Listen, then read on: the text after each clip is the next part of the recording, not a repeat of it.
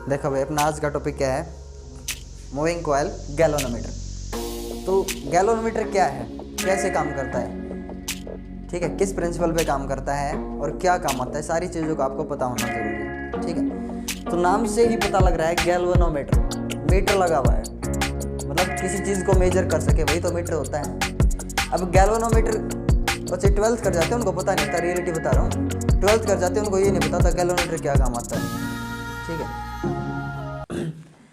तो क्या काम आता है भाई? Introduction, it is a used in checking the presence of a current.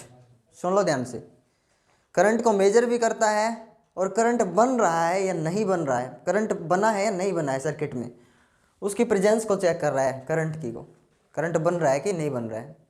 ठीक है, यानी कि करंट के डिटेक्शन के काम में भी आता है और करंट को मेजर भी करता है। बताओ आया कि नहीं समझ में? तो मूविंग कॉइल गैल्वेनोमीटर क्या है? एक डिवाइस है जिसका यूज करते हैं हम इन डिटेक्शन ऑफ करंट या use to check presence of current. ठीक है, करंट बन रहा है कि नहीं सर्किट में, और इसको मेजर करने में कितना करंट बन रहा है। अब आप बोलोगे वो तो सर एमीटर से मेजर करते हैं करंट को, तो हाँ भाई बात सही बोल रहा है। फिर इसी को हम कन्वर्ट कर देते हैं एमीटर में और इसी को कन्वर्ट कर देते हैं गैल्वेनोमीटर में। तो इसका कन्वर्जन भी पढ़ेंगे, कन्वर्जन इनटू एमीटर और गैल्वेनोमीटर, सॉरी वोल्टमीटर। ठीक है, अब इंट्रोडक्शन आपको समझ में आएगा क्या है, एक डिवाइस है। प्रिंसिपल, किस प्रिंसिपल पे काम करता है ये? इसके अंदर एक मोटर लगी होती है बेटा, और मोटर के अंदर क्या होती है कि कॉइल। ये कॉइल है, रेक्टेंगुलर कॉइल आपको दिख रही है। तो आजकल तो सारी चीज़ें डिजिटल आ गई, लेकिन मैं पुराने वाले की बात कर रहा हूँ। पुराना आता था, उसमें अपनी सुई ऐसे घूमती थी, नीडल उसमें, हाँ बिल्कुल, तो उसमें मोटर लगी होती थी। तो उसकी मोटर है, मोटर दिखा रहा हूँ मैं आपको, और कोई सिस्टम नहीं है इसमें। मोटर से, मोटर का जो है सिस्टम है, मोटर घूमेगी चलेगी और वो स्केल लगा होगा उसके ऊपर, वो स्केल दिखाएगा 1/2 एम्पियर है या 1 मिली एम्पियर, 2 मिली एम्पियर या 1 एम्पियर। ठीक है ना, तो वो मोटर वाला सिस्टम दिखा रहा हूँ मैं। उसके अंदर जो मोटर है वो किस तरीके से काम करती है, समझ में? डिजिटल अलग तरीके से काम करते हैं सारे के सारे, समझ में? हाँ, principle torque on current carrying coil placed in magnetic field. हम पढ़ चुके हैं, जब किसी कॉइल को मैग्नेटिक फील्ड में हम रखते हैं तो वो टॉर्क एक्सपीरियंस करती है, टॉर्क लगता है उसके ऊपर। और टॉर्क हमने पढ़ा था कितना लगता है, N I A B sine theta, यही था ना, है ना? तो ये टॉर्क लगता है। ठीक है, फिर जो इस शेप की मैग्नेट्स दिखाई गई हैं, मैंने देखो किस शेप की मैग्नेट्स दिखा रखी है मैंने, ये सारी चीज़ें समझ में आनी चाहिए आपको। ये जो इस शेप की दिखाई दे रही है आपको, देख रहे हो आप, एक पाइप है ना सर्कुलर, उसको अगर बीच से कैसा काट दें ऐसे ऐसे, तो कैसी शेप आती है, ये ऐसे curved shape. Curved shape magnets लगाई गई हैं ऊपर से नीचे तक, ये कर्व्ड है अंदर अंदर। ठीक है ना, ये शेप क्यों ली गई उसके पीछे भी रीज़न है, ऐसे नहीं है कोई भी ऐसे, ऐसे तो हम परफेक्ट ऐसी फ्लैट शेप भी ले सकते थे, तो फिर ये शेप क्यों ली, इसके पीछे रीज़न है।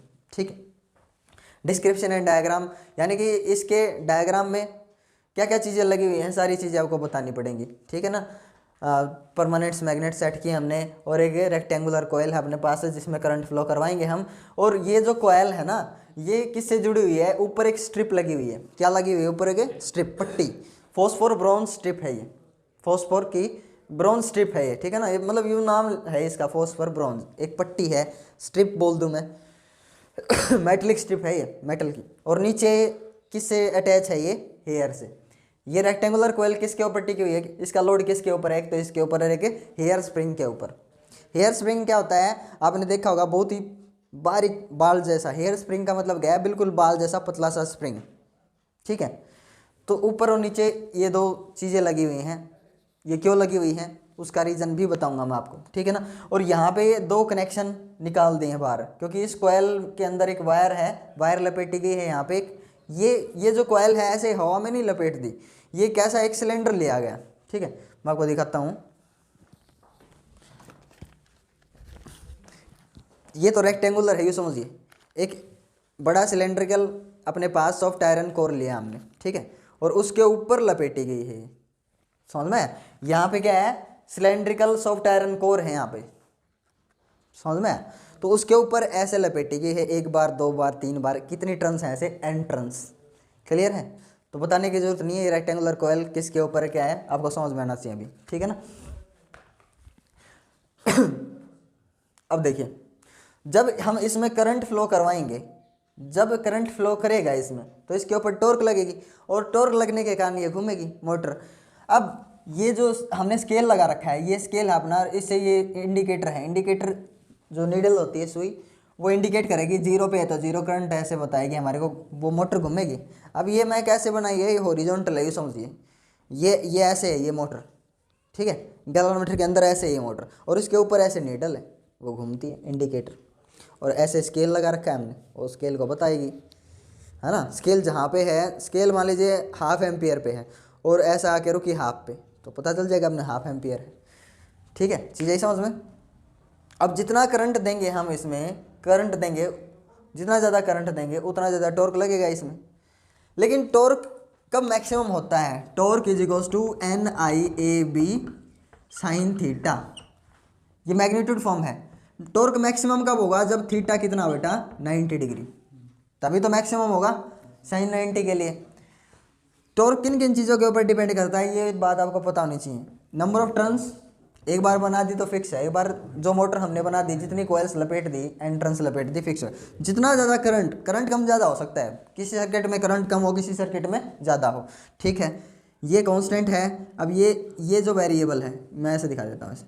एरिया ऑफ द कोयल, ये कोयल का एरिया है बेटा, ये जो कोयल है ना, ये कोयल, इसका एरिया है, हमने पढ़ा हुआ है। What is sine theta, sine theta is the angle between A and B मतलब मैग्नेटिक फील्ड और area vector of the coil. Magnetic field कैसे सेटअप हुआ है, नॉर्थ से साउथ डायरेक्शन में, और इस कोयल का जो एरिया वेक्टर है, एरिया अगर ज़्यादा हुआ, एरिया लार्ज तो torque will be large, magnetic field is large then torque will also be large, यही समझ में। हाँ, एक और कंडीशन आ जाती है साइन थीटा, यानी कि ये रहा मैग्नेटिक फील्ड और ये अगर कोयल है, तो इनके बीच में अगर एंगल 90 है ना, तो ही फोर्स या टॉर्क क्या लगेगा, मैक्सिमम, अदरवाइज नहीं लगेगा। अब प्रॉब्लम क्या होती है, ऐसा जो मैग्नेटिक फील्ड है, ऐसा कोर्ड शेप की मैग्नेट्स हमने क्यों ली, उसके पीछे का कोज अभी आपको समझ में आएगा। साइन थीटा का सिस्टम है, क्यों लिया हमने, क्योंकि साइन थीटा को क्या करना है, मैक्सिमम। देखिए अभी इसकी वर्किंग समझा रहा हूँ मैं, है ना। डिस्क्रिप्शन हो गया, क्या चाहिए आपको, एक कोयल चाहिए, रेक्टेंगुलर कोयल, एक सिलेंड्रिकल सॉफ्ट आयरन कोर, इसके पॉइंट्स लिख देना आप डिस्क्रिप्शन एंड डायग्राम में।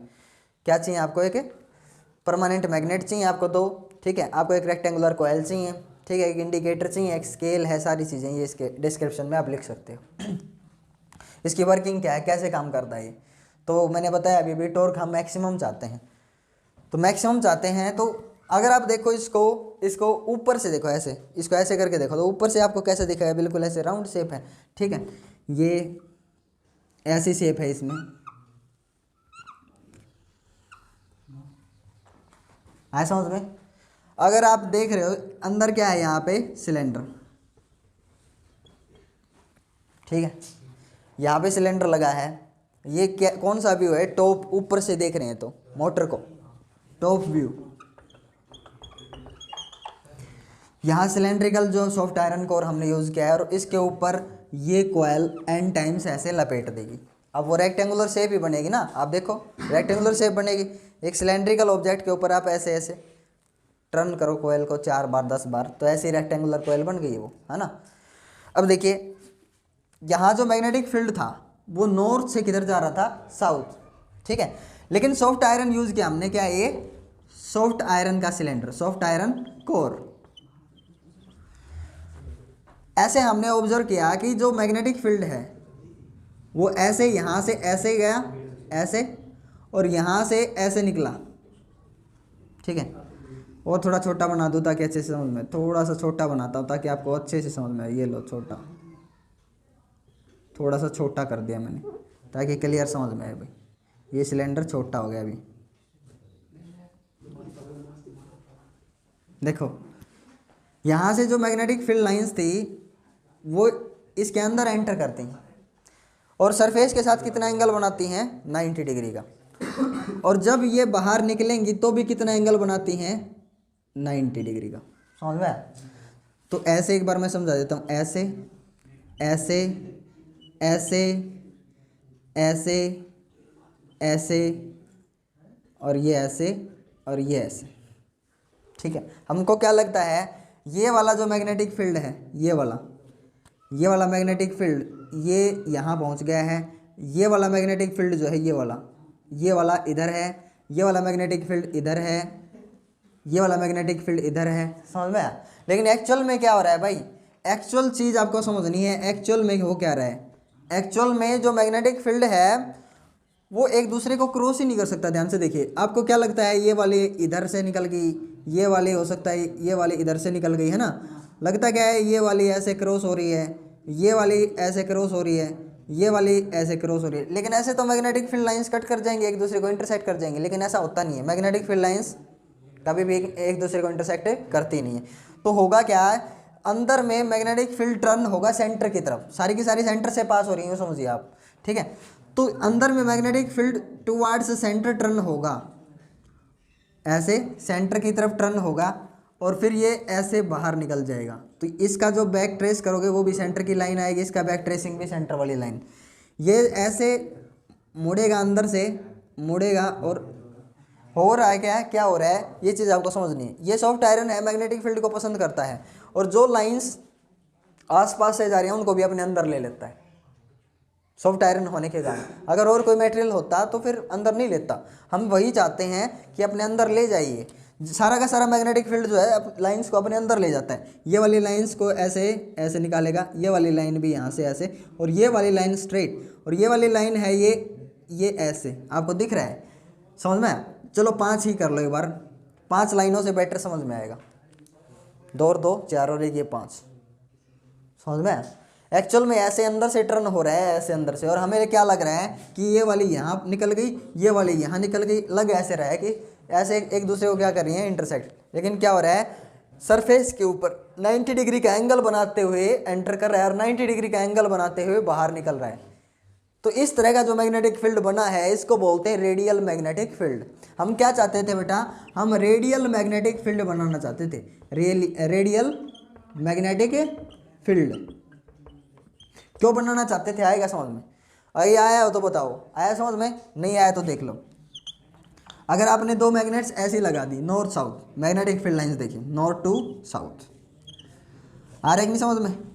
मैग्नेटिक फील्ड लाइंस किधर जा रही है, नॉर्थ टू साउथ। लेकिन जैसे आप सॉफ्ट आयरन सिलेंडर रखोगे, सॉफ्ट आयरन कोर आप रखोगे, इसके अंदर होगा क्या, ये वाली लाइन जो है ना, ये वाली लाइन ये जाए तो कि ऐसे अपने अंदर ले जाएगा, इसको सुन लो ध्यान से, अपने अंदर ले जाएगा और सरफेस के ऊपर कितना एंगल बनाएगी, ये ऐसे 90 का। और जब बाहर निकलेगी तो बाहर निकलते हुए भी कितना एंगल बनाएगी, 90 का। इस लाइन को भी अपने अंदर ले जाएगा ऐसे, किस तरह से, 90 डिग्री का एंगल बनाए सरफेस के ऊपर, और ऐसे लगेगा कि हमारे को सेंटर से पास हो रही है। लेकिन ये क्या कर रहा है, इसको घुमा करके फिर यहाँ से निकाल करके कितना एंगल बना देता है, 90 डिग्री का। आया नहीं समझ में। अगर कोई और लाइन है बाहर में तो उसको भी अपने अंदर ले जाएगा और बाहर निकालेगा ऐसे 90 डिग्री का एंगल बनाते हुए। आया कि नहीं समझ में। ये वाली लाइंस का भी क्या हाल होगा, सेम, सभी लाइंस को अपने अंदर ले जाएगा, ये ऐसे और ऐसे बाहर निकाल रहे हैं, ऐसे और ऐसे बाहर निकालेगा। आया ना समझ में। और बीच वाली स्ट्रेट एज इट इज़ पास हो जाएगी। और अगर कोई और है बाहर ऐसे इधर, तो उसको भी अपने अंदर ले जाएगा और ऐसे रेडियली बाहर निकालेगा। रेडियली मतलब सरफेस के ऊपर कितना एंगल बना रही होगी, ये 90 डिग्री का। ये मैग्नेटिक फील्ड लाइंस बेटा सरफेस पे कितना एंगल बना रही होंगी, 90 डिग्री का। तो इसको क्या बोलते हैं, कैसा मैग्नेटिक फील्ड बनाया, रेडियल मैग्नेटिक फील्ड। क्यों जरूरत पड़ी हमारे को रेडियल मैग्नेटिक फील्ड की, देखिए हम स्ट्रेट या फिर जो फ्लैट मैग्नेट्स हैं वो यूज़ क्यों नहीं कर सकते थे, क्योंकि मैंने आपको फॉर्मूला बताया टॉर्क का, NIAB sin थीटा। अगर फ्लैट आप सरफेस लेते हो, फ्लैट सरफेस लिया आपने, ठीक है, तो मैग्नेटिक फील्ड तो सॉफ्ट आयरन के अंदर से होके जाएगा, लेकिन उतना अच्छा 90 डिग्री वाला सरफेस के साथ मेंटेन नहीं हो पाएगा। वहाँ पे आपको दिखा था इतना अच्छा एंगल नहीं बन रहा था। फ्लैट सरफेसेस, फ्लैट मैग्नेट्स जब हमने ली थी तो उनके कारण इतना अच्छा 90 वाला एंगल नहीं सेट हो रहा था। लेकिन ये भी कर्व्ड है, अभी ये भी कर्व्ड है मैग्नेट्स, और ये तो सर्कुलर है ही, ऐसे सर्कुलर सिलेंडर मान सकते हो आप ऐसे।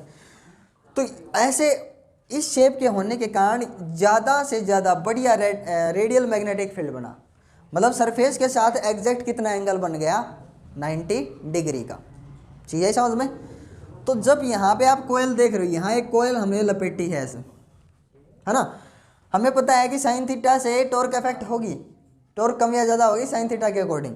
तो हम थीटा क्या चाहते हैं, थीटा हर टाइम पे कितना रहे 90, ताकि साइन थीटा की वैल्यू हमेशा कितनी रहे 1, मैक्सिमम 1। यह नहीं कि कभी करंट ज़्यादा पास करवा रहे हैं टॉर्क कम लग रहा है। सुनो ध्यान से, अगर ये ऐसा नहीं हुआ, ऐसा मैग्नेटिक फील्ड नहीं बना, रेडियल मैग्नेटिक फील्ड 90 डिग्री वाला सरफेस के साथ, तो हमें क्या लगेगा, कई बार करंट ज़्यादा फ्लो करवा रहे हैं फिर भी करंट उतना नहीं दिखा पाएगा ये। क्यों? क्योंकि इसके ऊपर उतना टॉर्क नहीं लगेगा, मोटर के ऊपर उतने अच्छे से काम नहीं करेगी वो। कई बार कम करंट फ्लो करवा रहे हैं, कम करंट फ्लो करवा रहे हैं, और हमने देखा मैग्नेटिक फील्ड के साथ जो कोयल है वो कितना एंगल बना रही है 90 का एंगल बनाने से हमने ऑब्जर्व किया क्या, कम करंट फ्लो करवा रहे हैं लेकिन ज़्यादा घूम रहा है, टॉर्क ज़्यादा लग रही है, तो ऐसे दिक्कत आएगी। हम चाहते थे कि हर टाइम पे टॉर्क ऐसा ही एक जैसा ही लगे, बिल्कुल हर टाइम पे टॉर्क की वैल्यू क्या हो, सेम। हाँ, टॉर्क का जो इफेक्ट है, टॉर्क किससे चेंज हो, करंट से। टॉर्क करंट से चेंज हो, कम करंट फ्लो करवा रहे हैं तो कब थोड़ा घूमे कम करंट दिखाए वो, अगर ज़्यादा करंट फ्लो करवा रहे हैं तो ज़्यादा घूमे ऐसे ज़्यादा करंट दिखाए। तो इसलिए हमें टॉर्क और करंट का रिलेशन देखना था, न कि एंगल वाला। तो हम क्या चाहते हैं, हर टाइम पे एंगल कितना रहे, area vector of coil and magnetic field हर टाइम पे एंगल कितना रहे, थीटा सेम 90, और साइन थीटा क्या रहे, मैक्सिमम। तो टॉर्क सिर्फ किससे अफेक्टेड हो, करंट से। इसलिए कैसा मैग्नेटिक फील्ड बनाना सही है बेटा, रेडियल मैग्नेटिक फील्ड। क्यों बनाया, आया समझ में? तो ये चीज़ समझ में आनी चाहिए। अब इसकी थोड़ी सी कैलकुलेशंस हैं वो करते हैं। अब देखिए भाई, जैसे हमने इसको करंट दिया टर्मिनल 1 एंड 2, यहाँ से करंट जाएगा, ठीक है, यहाँ पे 2 वायर लगाएंगे, हम चेक करेंगे, या यहाँ से 2 वायर निकाल करके कहीं रखेंगे, हम कितना करंट फ्लो हो रहा है देखेंगे सर्किट में। तो यहाँ से करंट गया, ऐसे कोयल में जाते हुए इसके ऊपर टॉर्क लगा, और due to this current and torque it will rotate. ये रेक्टेंगुलर कोयल क्या करेगी, घूमेगी। घूमेगी तो ऊपर जो स्ट्रिप लगा रखी है ऐसे, ये फॉस्फर ब्रॉन्ज स्ट्रिप है ना। अब जब ये ऐसे टॉर्क लगेगी तो नीचे वाला जो हेयर स्प्रिंग है वो भी टाइट होगा, और ऊपर वाली जो फॉस्फर ब्रॉन्ज स्ट्रिप है वो भी टाइट होगी। घूमने के कारण इनमें क्या आएगी, एंटन। अब ये उसी पोजीशन पे जाना चाहेंगी ना, एक बार ये देना,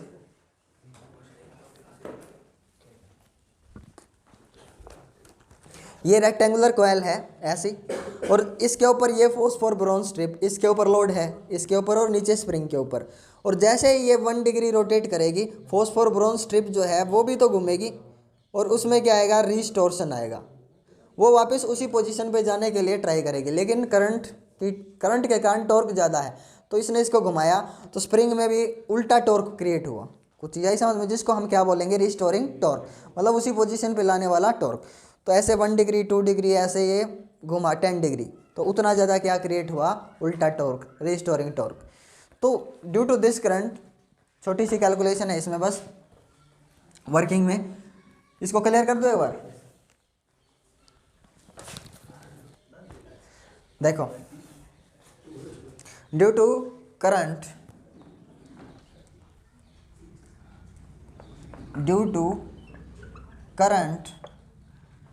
torque is created in the coil।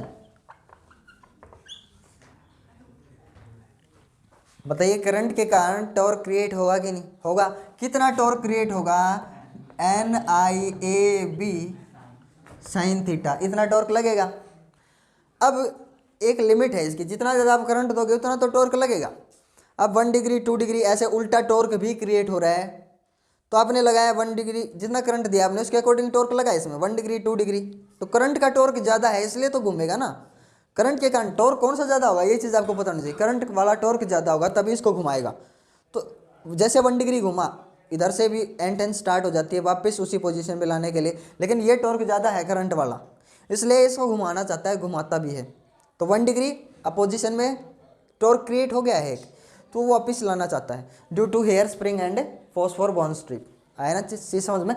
बहुत ईजी है इसको समझना। तो ऐसे टॉर्क लगा, और मैक्सिमम मान लीजिए इधर जाके 10 डिग्री पे जाके घूम के रुक गई, 10 डिग्री घूमी और रुक गई। क्यों रुकी? क्योंकि इधर का जो टॉर्क है, इधर का टॉर्क, दोनों टॉर्क क्या हो गए, इक्वल। अब स्प्रिंग के कारण जो टॉर्क क्रिएट होता है, वो जो टॉर्क है वो रिस्टोरिंग टॉर्क मानेंगे, और वो 1 डिग्री घूमने पर वो कांस्टेंट है। अगर आप 1 डिग्री घुमाओगे उसके अकॉर्डिंग कुछ रिस्टोरिंग टॉर्क क्रिएट होगा, 2 डिग्री घुमाओगे ज़्यादा क्रिएट होगा। लेकिन मैंने बोला ना करंट वाली टॉर्क ज़्यादा है इसलिए घुमाती है, तो जितना करंट दिया था हमने उसके अकॉर्डिंग इसमें टॉर्क क्रिएट होगा, उस घुमा दिया। अब उल्टा टॉर्क उतना ही क्रिएट होगा, किसके कारण है? इन दोनों के कारण। तो रिस्टोरिंग टॉर्क कैसे कैलकुलेट करेंगे हम?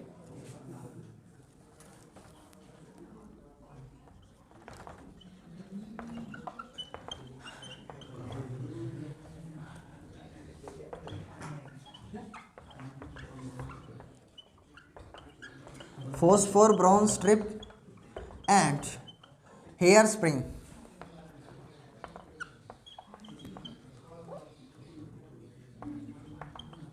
हेयर स्प्रिंग के कारण और फॉस्फोर ब्रॉन्ज स्ट्रिप के कारण एक उल्टा टॉर्क क्रिएट हुआ है, और टॉर्क जो है उसका रिलेशन किसके साथ है? एंगल के साथ। अब देखिए जितना डिग्री ज़्यादा घुमाओगे आप उतना ज़्यादा उल्टा टॉर्क क्रिएट होगा कि नहीं?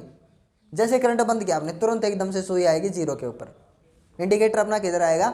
0 के ऊपर एकदम से। अब ये जो टॉर्क है ये डायरेक्टली प्रोपोर्शनल किसके है बेटा? थीटा के।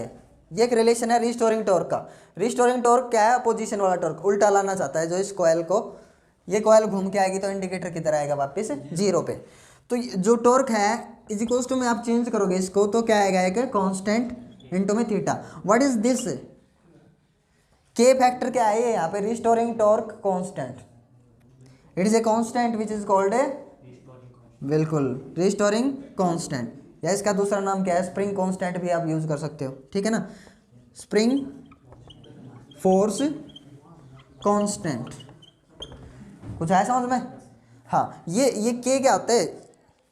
कोई स्प्रिंग जो है थोड़ा सा टाइट हो सकता है, या कोई स्प्रिंग ढीला हो सकता है, ठीक है? कोई स्प्रिंग बहुत ज़्यादा सॉफ्ट हो सकता है। आप जिसको मान लीजिए एक वो वाला स्प्रिंग एग्जांपल लीजिए आप, अगर आप किसी स्प्रिंग को थोड़ा सा खींचते हो और वो बहुत ज़्यादा खींचता है तो सॉफ्ट है, तो उसका जो स्प्रिंग कांस्टेंट है, स्प्रिंग फोर्स कांस्टेंट, वो क्या है? कम, है ना? यानी कि आप 1 यूनिट लेंथ के लिए जितना फोर्स लगाते हो उसका विरोध करने का जो भी लिमिट है वो क्या है? उसका स्प्रिंग फोर्स कांस्टेंट। चीज़ें समझ में? तो ये टॉर्क किसके कारण क्रिएट हुआ है? स्प्रिंग के कारण, या फॉस्फोर ब्रॉन्ज स्ट्रिप। दोनों एक ही टाइप का काम करते हैं इस टाइम पे, दोनों स्प्रिंग का काम कर रहे हैं। अब ये जब घूम रहा है ना, ये जब घूम रहा है ऐसे इकट्ठा होगा, ये ऐसे घूम के किस शेप में? स्पाइरल की शेप में, ये यहाँ पे। तो ऐसे घूम करके ऐसे घूमेगा, ये इकट्ठा हो गया। अब जैसे ये करंट हटाया जाएगा यहाँ से, एकदम से खुलेगा, वापस ले आएगा। चीज़ें समझ में? तो कोई स्प्रिंग थोड़ा सा सख्त हो सकता है, कोई ढीला हो सकता है, वो ये फोर्स कांस्टेंट है, स्प्रिंग फोर्स कांस्टेंट। चीज़ें समझ में? अब मैक्सिमम डिफ्लेक्शन हुआ और जा करके रुक जाता है। 10 डिग्री डिफ्लेक्शन हुआ तो 10 डिग्री पे घूम करके कॉइल रुक गई, यानी कि ये वाली टॉर्क और ये वाली टॉर्क उस टाइम पे क्या हो गई? इक्वल। चीज़ें समझ में? ड्यू टू फ्लोइंग करंट,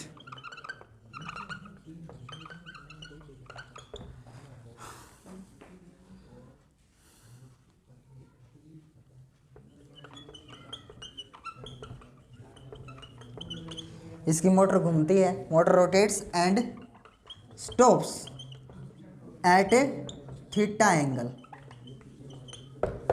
या फाई एंगल भी यूज कर सकते थे, कोई बड़ी बात नहीं। थीटा एंगल पे रुक जाती है, तो दोनों टॉर्क क्या होगी उस टाइम पे? इक्वल।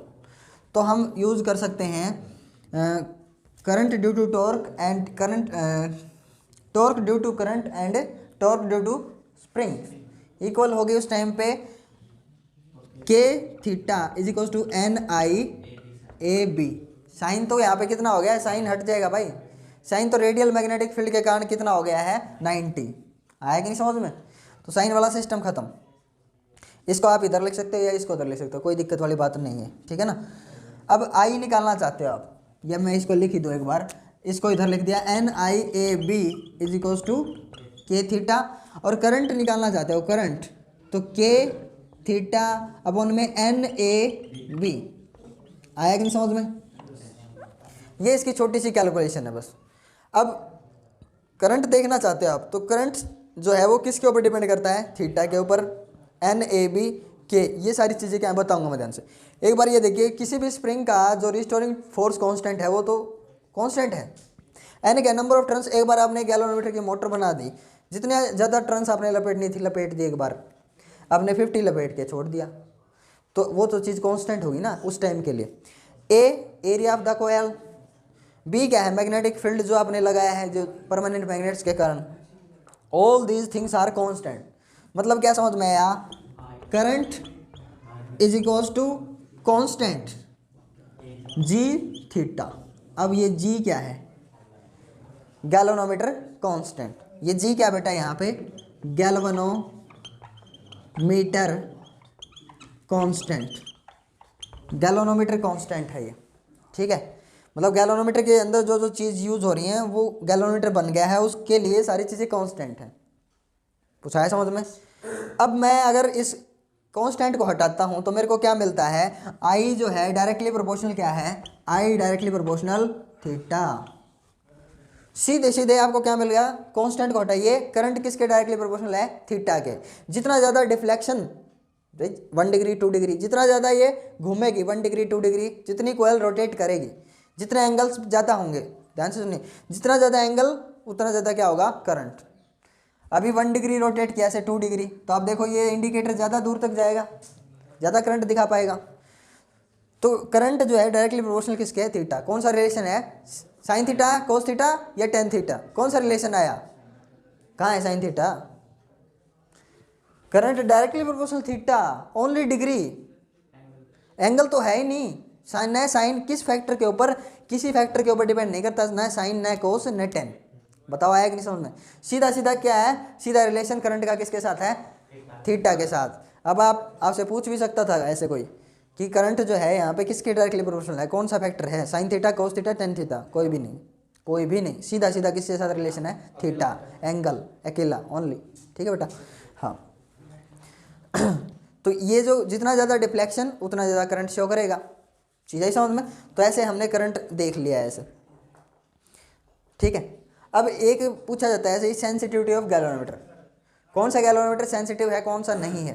तो सेंसिटिविटी ऑफ गैल्वेनोमीटर क्या होता है वो और समझ लीजिए एक बार, ठीक है।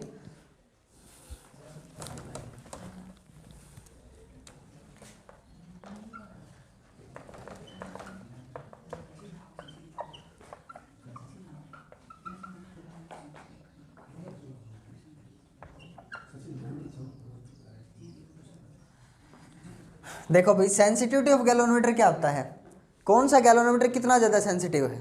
अब यही तो चीज़ समझनी है। मान लीजिए विशाल को अपने हाथ और पैर के बीच में करंट मेजर करना है, मान लो, ठीक है।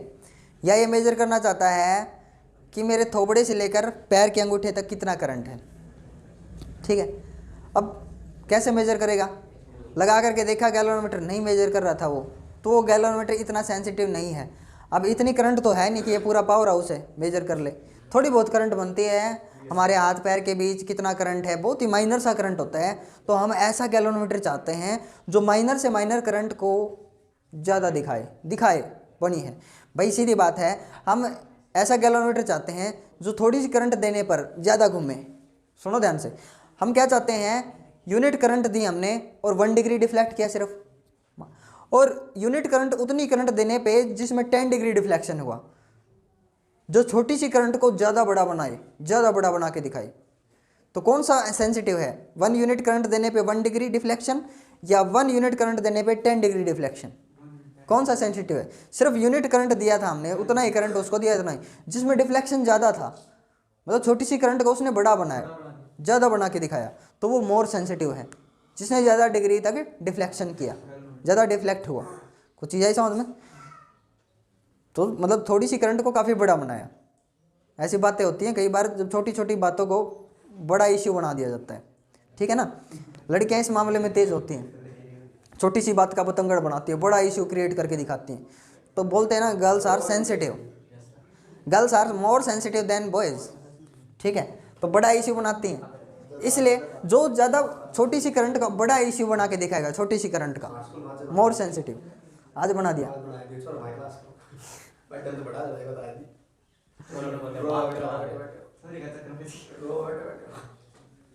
ठीक है।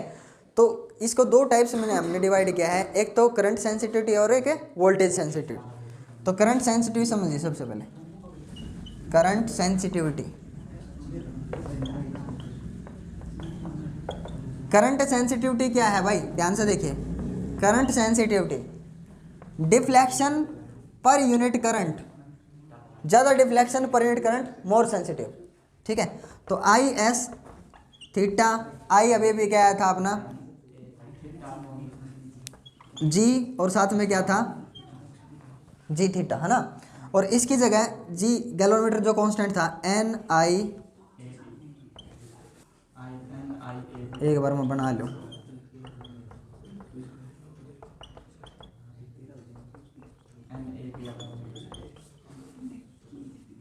है ना, के एन ए बी।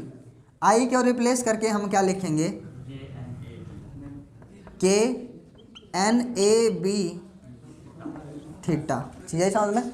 तो current sensitive is equals to N A B upon में के। सुनो ध्यान से, अगर आप चाहते हो करंट सेंसिटिविटी को इंक्रीज करना तो क्या करो, नंबर ऑफ टर्न्स बढ़ा सकते हैं, एरिया ऑफ द कोयल बढ़ा सकते हैं, स्ट्रॉन्ग मैग्नेट्स लगा सकते हैं, और जो स्प्रिंग फैक्टर है ना, स्प्रिंग या रिस्टोरिंग टॉर्क कांस्टेंट, उसको क्या करो कम से कम, यानी कि जो यहाँ पे आप हेयर स्प्रिंग ले रहे हो उसको ज़्यादा टाइट ना रखो, ऐसा स्प्रिंग सॉफ्ट स्प्रिंग रखना चाहिए आपको, ठीक है ना। हाँ, तो इसको कम से कम रखेंगे, इनको ज़्यादा से ज़्यादा, लेकिन एक सर्टेन लिमिट से ज़्यादा आप इनको इंक्रीज नहीं कर सकते हो, इनकी एक लिमिट है। नंबर ऑफ टर्न्स एक सर्टेन लिमिट से ज़्यादा नहीं बढ़ा सकते। एरिया ऐसा नहीं है कि आप गैलोमीटर को इतना बड़ा बना दो, एरिया बढ़ाना है आपने एक कॉइल का तो इसकी भी लिमिट है ना, एक सर्टेन लिमिट से ज़्यादा आप बढ़ा ही नहीं सकते। अगर आप मैग्नेटिक फील्ड स्ट्रॉन्ग करना चाहते हो, यू शेप मैग्नेट्स यूज़ कर लो, हॉर्स शेप जिनको मैग्नेट्स बोलते हैं, हॉर्स शेप मैग्नेट्स, समझ में, हॉर्स शू शेप मैग्नेट्स, आई चीज़ समझ में। तो एक लिमिट है, सर्टेन लिमिट से ज़्यादा हम इसकी सेंसिटिविटी को इंक्रीज कर ही नहीं सकेंगे, ठीक है। करंट सेंसिटिविटी है, ऐसे ही वोल्टेज सेंसिटिविटी है। वोल्टेज सेंसिटिविटी देखिए, यहाँ कर दूँ वोल्टेज सेंसिटिविटी, वही चीज़ सारी की सारी, voltage sensitivity is equals to theta per unit voltage. तो थीटा अपॉन वोल्टेज को क्या लिखूंगा, आई इंटू आर, है ना। तो voltage sensitivity is equals to theta upon I, I वही चीज़ एन ए बी अपॉन में के और इंटू में आर, हाँ पलट जाएगा, ये ऊपर चला जाएगा, के थीटा अपॉन में एन ए बी इंटू में रजिस्टेंस, आया ना समझ में।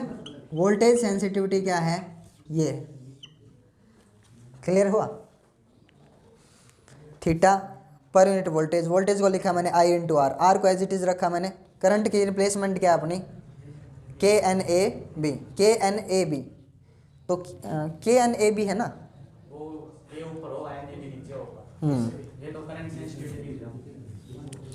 के एन ए बी, तो एन ए बी ऊपर चला जाएगा,